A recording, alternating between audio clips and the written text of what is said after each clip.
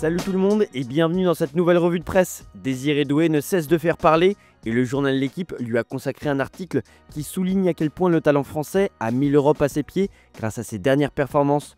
En l'espace de quelques mois, il s'est imposé comme l'un des meilleurs jeunes talents européens, devenant le joueur né en 2005 le plus valorisé au monde, en étant estimé à 60 millions d'euros selon Transfermarkt. Il a explosé cette saison au PSG avec 41 matchs disputés et une première sélection en équipe de France. Longtemps dans l'ombre de Matistel, il a surpris par sa progression fulgurante. Doué brille par sa polyvalence, sa maturité et un caractère fort qui ont rassuré les recruteurs. Il s'est forgé une place dans l'élite européenne, aux côtés de jeunes comme Kobbie Mainoo ou Arda Güler. En course pour le trophée Copa, il rivalise même avec des prodiges nés en 2007 comme Yamal ou Koubarsi. Il fait d'ailleurs partie des éléments les plus productifs parmi les joueurs du top 5 européen nés en 2005 ou après, toutes compétitions confondues. 21 en but et passes décisives cumulées, derrière les 30 de Lamine Yamal. C'est aussi 79 ballons touchés toutes les 90 minutes, 3e derrière Koubarsi et Warren Zaïre-Emery. 2,9 dribbles réussis toutes les 90 minutes, 2e derrière Lamine Yamal. C'est aussi 2,23 dernières passes avant un tir toutes les 90 minutes. Il est premier dans ce domaine. Et enfin 7,2 duels remportés toutes les 90 minutes, 3e derrière Yamal et Diao. Et il pourrait encore plus marquer les esprits grâce à son premier titre de champion de France qui pourrait être remporté dès aujourd'hui contre Angers. Comme l'écrit Sport, Luis Enrique a construit une équipe solidaire avec Dembélé, devenu la star de l'équipe, et une forte dynamique collective. Le PSG a une avance de 21 points sur Monaco. Côté résultat hier soir, Nice s'est incliné à domicile face à Nantes 2-1, une défaite qui compromet sa 4e place en Ligue 1. Malgré une nette domination et de nombreuses occasions, les Niçois ont manqué d'efficacité.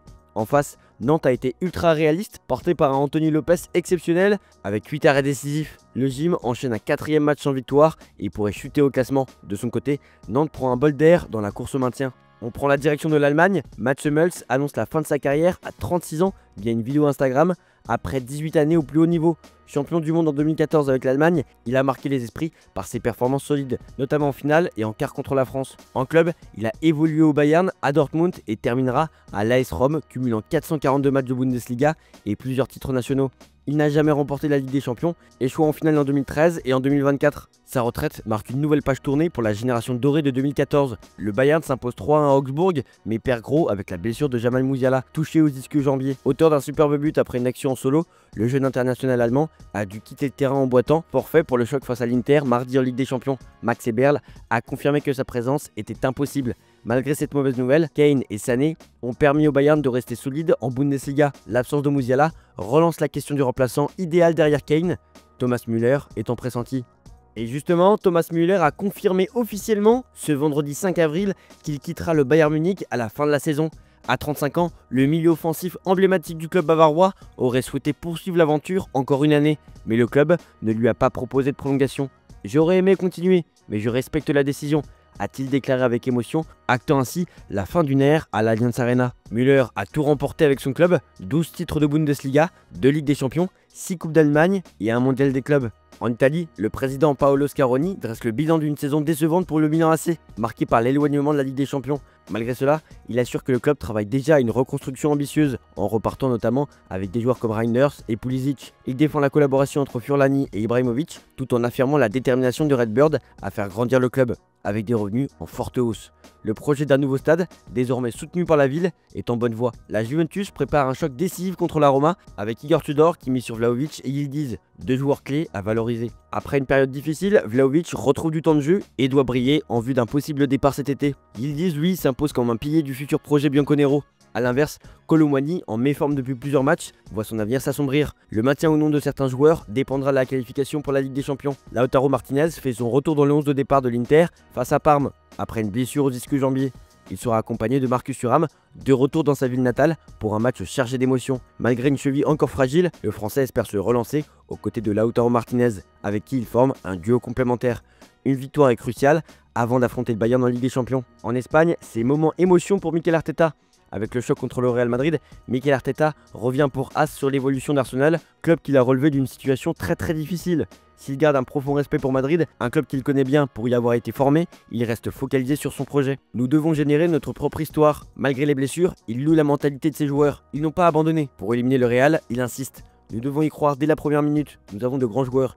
Ils doivent se montrer dans les grands moments. Kylian Mbappé porte le Real Madrid presque à lui tout seul, avec 12 buts lors des 10 dernières journées, atteignant déjà les 33 réalisations de Cristiano Ronaldo lors de sa première saison. Pourtant, selon AS, il déplore le manque de soutien offensif de Vinicius et Rodrigo, en net recul en 2025. Rodrigo est muet depuis 9 journées, tandis que Vinicius n'a inscrit que 2 buts cette année. Ce déséquilibre fragilise Madrid, désormais obligé de gagner le Classico pour espérer conserver son titre. Mbappé est trop seul, glisse-t-on dans l'entourage du club. Antoine Griezmann traverse une période difficile avec l'Atlético Madrid, n'inscrivant qu'un seul but en 12 matchs et distribuant une passe décisive. Malgré cela, il reste le joueur le plus utilisé par Simeone avec 3191 minutes cette saison. Sa baisse de forme coïncide avec un effondrement général de l'équipe et son impact semble désormais limité. Bien qu'il soit toujours le deuxième meilleur buteur du club avec 16 réalisations, l'incertitude sur son avenir grandit. Griezmann, cependant, reste déterminé à remplir son contrat avec l'Atlético jusqu'en 2026. Le FC Barcelone prévoit de renouveler le contrat de Lamine Yamal en mai, le fixant jusqu'en 2030, car il est considéré comme un pilier de l'avenir du club. Le jeune talent souhaite un salaire plus élevé en raison de sa montée en puissance dans l'équipe et sur la scène internationale, ce que le Barça est prêt à considérer. Mais les discussions sont influencées par la situation économique du club, et bien que l'accord soit prévu pour juillet 2025, il pourrait être révisé. Manchester City et Liverpool restent attentifs à sa situation, mais Lamine a exprimé sa volonté de rester au Barça. L'Union internationale des clubs de supporters de l'Atlético de Madrid a publié un rapport accusant l'UEFA de manipuler les images du pénalty annulé de Julián Álvarez lors du match contre le Real Madrid en Ligue des Champions. Le rapport met en évidence plusieurs anomalies, telles que des incohérences dans les métadonnées, des altérations d'image et l'absence de son dans la vidéo officielle. Ces éléments suggèrent un post-traitement de la vidéo, remettant en cause son authenticité. Les supporters demandent des explications publiques de l'UEFA et menacent de saisir la justice si la situation n'est pas clarifiée. On termine cette revue de presse en Angleterre. Kevin De Bruyne annonce la fin de sa carrière à City après 10 années de succès. Le club honore sa contribution exceptionnelle en prévoyant une statue à son effigie, rejoignant ainsi des légendes comme Vincent Kompany et Sergio Aguero. Le milieu de terrain belge, qui a remporté 14 titres majeurs, dont la Ligue des Champions et 6 Premières Ligues, verra son contrat expirer en juin sans offre de renouvellement. Pep Guardiola a exprimé sa tristesse, qualifiant De Bruyne de joueur transcendant. Des clubs d'Arabie Saoudite et de la MLS s'intéressent à lui. Dans le Mirror, on parle d'un finish de classe mondiale avec la Coupe du Monde des clubs comme dernière compétition à disputer pour lui sous le maillot bleu ciel. Et le club anglais s'active déjà pour trouver le nouveau De Bruyne. Pour ce faire, les Citizens vont chercher au sein de leur académie. Sous la direction de Ben Wilkinson, l'académie prépare ses joueurs à affronter les défis de haut niveau, notamment en UEFA Youth League. Le club se concentre sur un apprentissage intensif, combinant formation tactique, préparation mentale et travail individuel. Les jeunes talents comme Nico O'Reilly et Kian Noble, formés depuis leur plus jeune âge, montrent des promesses exceptionnelles, alimentées par une philosophie d'entraînement unique. Sous la direction d'Unai Emery, Aston Villa atteint de nouveaux sommets et se bat pour une place en Ligue des Champions et une victoire en FA Cup. Emery a fait renaître Marcus Rashford, qui après un passage difficile à Manchester United, retrouve son meilleur niveau à Villa. Le joueur phare de l'équipe, Rashford, fait partie d'une machine collective bien huilée, où Boubacar Kamara joue un rôle clé, permettant à l'équipe d'être plus flexible et de développer un jeu offensif solide. Villa est prêt pour son choc face au PSG en Ligue des Champions, après une victoire contre Brighton. Après avoir annoncé la mise sur le marché de Kobbie Mainoo, Garnacho et Oyun cet hiver, un élément a attiré l'attention. Alejandro Garnacho a secrètement mis en vente sa maison. L'ailier de 20 ans avait acheté cette propriété dans le Grand Manchester en avril dernier, mais 12 mois plus tard, il l'a discrètement mise en vente selon The Sun. Cependant, des sources proches du joueur insistent sur le fait qu'il n'a aucune intention de quitter le club. Voilà, c'est tout pour aujourd'hui. Bonne journée à tous. Merci pour votre fidélité. On se retrouve demain pour de nouvelles vidéos sur Foot Mercato.